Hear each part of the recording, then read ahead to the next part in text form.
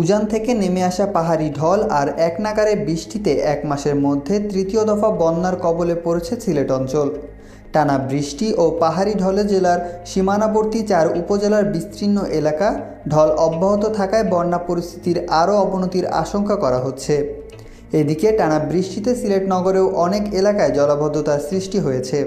অন্যদিকে একই কারণে ব্রহ্মপুত্র অববাহিকার নিম্নাঞ্চল এবং তিস্তা ও ধরলায় নদীর পানি বিপদসীমা ছুঁই ছুঁই হওয়ায় প্লাবিত হয়েছে লালমনিরহাট, রংপুর ও কুড়িগ্রামের নিম্নাঞ্চল। এছাড়া টানা বৃষ্টি ও পাহাড়ি ঢলে খরস্রোতে মাইনী এবং চেঙ্গি নদীর পানির বিপদসীমার ওপর দিয়ে প্রবাহিত হচ্ছে। এতে খাগড়াছড়ি সদর ও দীঘিনালায় মিলে 20টি গ্রাম প্লাবিত হয়েছে। সিলেটে গত 27শে মে আগাম বন্যা দেখা দেয়। 2 সপ্তাহ ব্যাপী স্থায়ী এ বন্যার পানিবন্দী ছিলেন 10 লাখেরও বেশি মানুষ। প্রথম বন্যার পানি পুরোপুরি নামার আগেই 15 জুন থেকে ফের বন্যা হয় সিলেটে। বিশেষ করে ঈদুল আজহার দিন ভোর থেকে অতি ভারী বর্ষণে তলিয়ে যায় সিলেটের নগরসহ জেলার বেশিরভাগ এলাকা।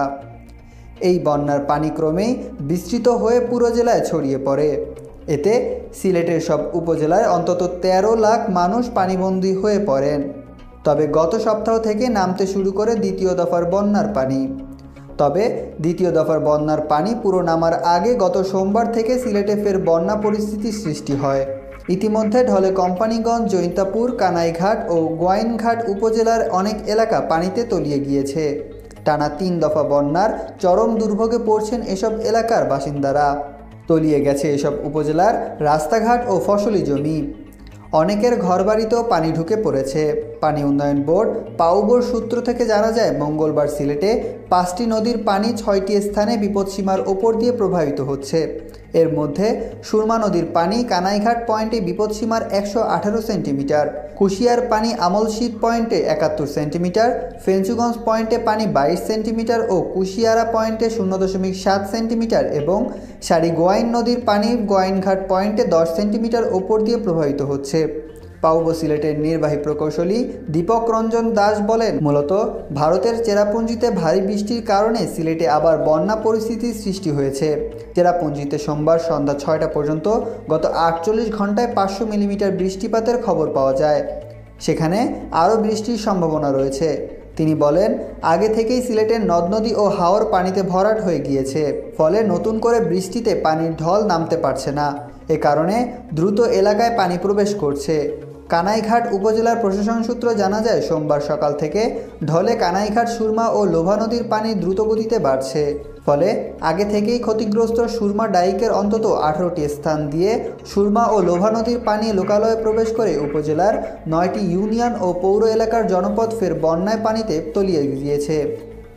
তৃতীয় দফা বন্যায় পানিবন্দী হয়ে পড়েছেন জৈন্তাপুর উপজেলার নিজপাট, জৈন্তাপুর ও চারিকাটা, দরবস্ত, ফতেহপুর ইউনিয়নের বাসিন্দারা।